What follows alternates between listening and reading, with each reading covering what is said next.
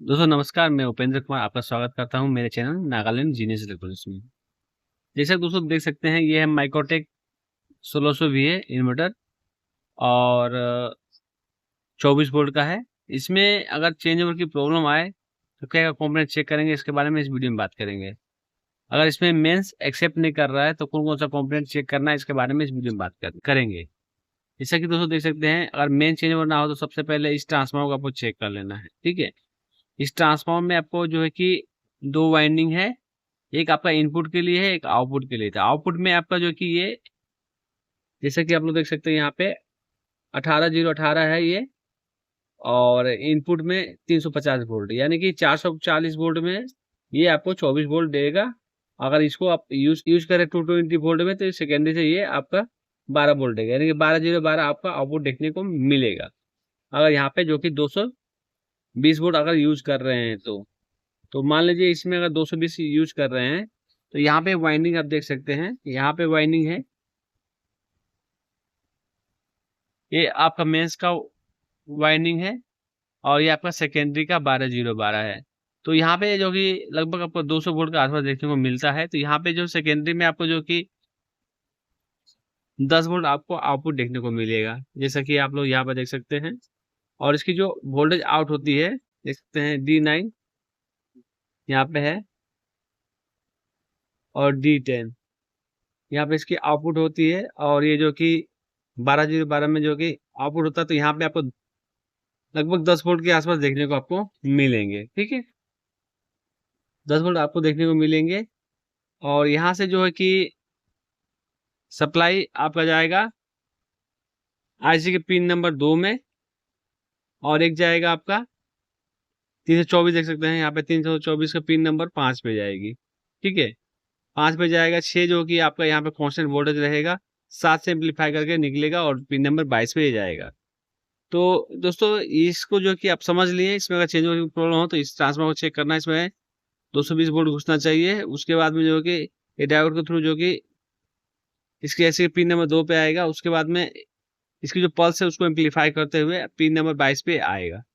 तो ये किस तरह वर्क करते हैं हम लोग थोड़ा डायग्राम में चलेंगे, डायग्राम में समझेंगे तो इसको इजीली आपको समझ में आएगा। उस डायग्राम में चलते हैं और किस तरह ये काम करते हैं इसके बारे में हम लोग समझते हैं। चलिए दोस्तों डायग्राम के ऊपर। तो जैसा दोस्तों देख सकते हैं, ये Microtek 1600 VA square wave inverter का डायग्राम है, जो कि इस सेक्शन में कवर करेंगे मेन चेंज ओवर सेक्शन। यानी कि इस सेक्शन में अगर प्रॉब्लम आएगी तो आपको चेंज ओवर की प्रॉब्लम देखने को मिलेगी।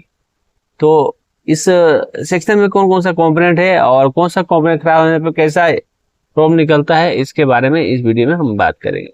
तो सबसे पहले जैसे मैं आपको बताया था, यहाँ पे जो कि सेंसिंग ट्रांसफार्मर आपको देखने को मिलेंगे, जो कि इसको हम लोग 23023 कहते हैं। ठीक है, इसमें होता है। और यहाँ पे जो इसकी प्राइमरी है वहां से हम लोग मेन लाइन सप्लाई इनपुट करेंगे, 220 वोल्ट यहाँ पे इनपुट करेंगे तो आपको जो कि 12 वोल्ट देखने को मिलेगा। अगर यहाँ पे 200 वोल्ट इनपुट कर रहे हैं तो यहाँ पे आपको जो कि 10 से 11 वोल्ट आपको देखने को मिलेगा।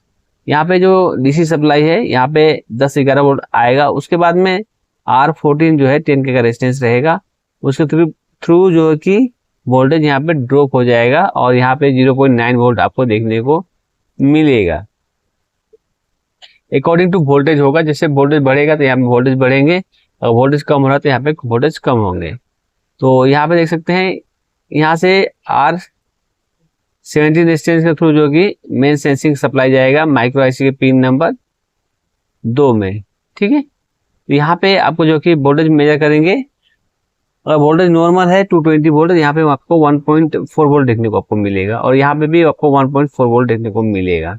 जब यहाँ पे वोल्टेज 220 होगा तो वोल्टेज अगर कम हो रहा है तो हिसाब से यहाँ पे वोल्टेज कम होगा। ठीक है, यहाँ पे आपका जो कि 0.9 वोल्ट रहेगा तो यहाँ पे भी 0.9 वोल्ट आपको देखने को मिलेगा। और दोस्तों यहाँ पे ये वोल्टेज नहीं मिल रहा, प्रेजेंट नहीं है वोल्टेज, तो आपको क्या चेक करना है, माइक्रो आईसी भी खराब हो सकता है। माइक्रो अगर आईसी खराब हो जाएगी तो वोल्टेज ड्रॉप हो जाएगा। और माइक्रो आईसी ओके फिर भी यहाँ पे वोल्टेज नहीं मिल रहा है तो इस कैपेसिटर को चेक कीजिएगा, 2.2 माइक्रोफैराड का है 63 वोल्ट में, तो यहाँ पे ये शॉर्ट होने में वोल्टेज यहाँ पे ड्रॉप हो जाएगी। और ये सही है, फिर भी वोल्टेज ड्रॉप हो रही है तो आगे हम लोग चलेंगे। यहाँ पे देख सकते हैं ये रेजिस्टेंस अगर ओपन हो जाएगी, ठीक है, ये रेजिस्टेंस ओपन हो जाएगी तभी भी आपको यहाँ पे वोल्टेज देखने को आपको नहीं मिलेगा। तो इस रेजिस्टेंस को हम लोग चेक कर लेंगे, और अगर ये रेजिस्टेंस ओके फिर भी वोल्टेज नहीं मिल रही है तो आपको यहाँ पे चेक करना है, यहाँ पे 0.9 वोल्ट या फिर 1.4 वोल्ट देखने आपको मिलेगा अकॉर्डिंग टू वोल्टेज। वोल्टेज के हिसाब से मिलना कितना आ रहा है उस हिसाब से। और यहाँ पे वोल्टेज नहीं मिल रहा है तो आपको यहाँ पे रेजिस्टेंस R14 चेक करना, जो कि 10K का रेजिस्टेंस रहेगा। और यहाँ पर भी वोल्टेज अगर नहीं मिल रहा है आपको 10 वोल्ट यहाँ पे देखने को मिलेगा। यहाँ पे अगर वोल्टेज नहीं मिल रहा है तो यहाँ पे आप डायोड चेक कीजिएगा और सेंसिंग ट्रांसफार्मर, और सेंसिंग ट्रांसफार्मर सही है फिर भी वोल्टेज नहीं मिल रहा है आपको, ठीक है, तो इस डायोड को आप चेक कर लीजिएगा। और दोस्तों यहाँ पे आपको वोल्टेज मिल रहा है 0.9 या फिर 1.4 वोल्ट के आसपास। तो यहाँ पे देख सकते हैं LN324IC है, इसकी पिन नंबर 5 पे जो यहाँ पे वोल्टेज होगा वो यहाँ पे प्रेजेंट होगा, ठीक है। तो यहाँ पे अगर वोल्टेज नहीं मिला तो रेजिस्टेंस को चेक करना है, R41 10 के रेजिस्टेंस है। और उसके बाद में देख सकते हैं पिन नंबर 6 जो है यहाँ पे कांस्टेंट वोल्टेज बनाया गया है, ठीक है। तो यहाँ पे जो ग्राउंड के थ्रू जो कि 8.2K का रेजिस्टेंस है और हाई वोल्टेज सप्लाई है रेगुलर IC, वहां से एक सप्लाई आएगी, R40 है, 100K का रेजिस्टेंस यहाँ रहेगा, ठीक है। तो यहाँ पे उसके बाद यहाँ वोल्टेज जो कि डिवाइड मतलब एक वोल्टेज कांस्टेंट बन जाएगा यहाँ पे, ठीक है। उसके बाद में पिन नंबर 7 से वोल्टेज निकलेंगे, यहाँ पे 0.9 वोल्ट आपको देखने को मिलेगा। रेजिस्टेंस के थ्रू जो कि यहाँ वोल्टेज कम होगा और कम होने पर यहाँ पे 3.6 वोल्ट देखने को आपको मिलेगा, 3.6 वोल्ट देखने को आपको मिलेगा, जो कि इस रेजिस्टेंस के थ्रू जो कि पिन नंबर 7 से आएगा। और पिन नंबर 5 में आपको मैंने बताया था 0.9 वोल्ट देखने को मिलेगा। अब दोस्तों यहाँ पे वोल्टेज सभी मिल रहे हैं फिर भी आपको जो है कि चेंज ओवर नहीं हो रहा है। तो यहाँ पे जैसे पिन नंबर 7 में है, ये जो ओल्ड मॉडल के जो पीसीबी होता था जिसमें कि ऑप्टो कपलर 2 लगते थे 435, तो वहां से आपको 2 ऑप्टो कपलर थ्रू, एक तो आपको पिन नंबर 2 में आता था, एक आपको पिन नंबर 7 में आता है। तो यहाँ पे जो कि पिन नंबर 7 में जो कि यहाँ पे एनटीसी के थ्रू जो कि सिग्नल दिया गया है, यहाँ पे आपको 1.5 वोल्ट देखने को मिलेगा। और एनटीसी जो है यहाँ पे उसकी पिन में एक में आपको 5 वोल्ट देखने को मिलेगा, और एक पिन जो है कि आउट होगा यहाँ पे 1.5 वोल्ट आपको देखने को मिलेगा।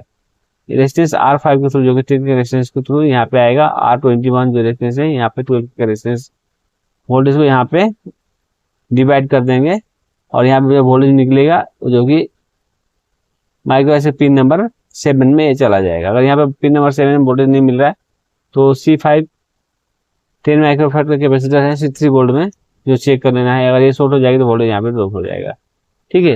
यहाँ पे अगर रेजिस्टेंस ये ओपन हो जा रही है तो वोल्टेज यहाँ पे एक्सेस हो जाएगा। यहाँ पे वोल्टेज जो है एक्सेस नहीं होना चाहिए, जो वोल्टेज यहाँ पे दर्शाया गया है वही वोल्टेज आना चाहिए, ठीक है। इससे वोल्टेज ज़्यादा हो जाएगी तो जो कि ये चेंजेबल नहीं होगा। तो मैं यहाँ पे पिन नंबर 7 में जो ये सिस्टम बनाया हूँ, क्योंकि पुराने वाले जो पीसीबी होते थे वहाँ पे यहाँ पे मेन सेंसिंग के लिए कनेक्शन होता था, या फिर फ्यूज का कनेक्शन यहाँ पे होता था, लेकिन यहाँ पे नहीं है। तो यहाँ पे एनटीसी का कनेक्शन यहाँ पे यूज कर दिया है, लेकिन एनटीसी का फॉल होने पर भी आपको चेंजेबल नहीं होगा। तो आपको यहाँ इस बात को ध्यान रखना है, ठीक है। तो ये मेरा वीडियो कैसा लगा कमेंट बॉक्स में जरूर बताइएगा। अच्छा तो वीडियो को लाइक कीजिएगा और दोस्तों में शेयर कीजिएगा और सब्सक्राइब करना ना भूलिए। तो आज के इतना ही। Thank you for watching. जय हिंद।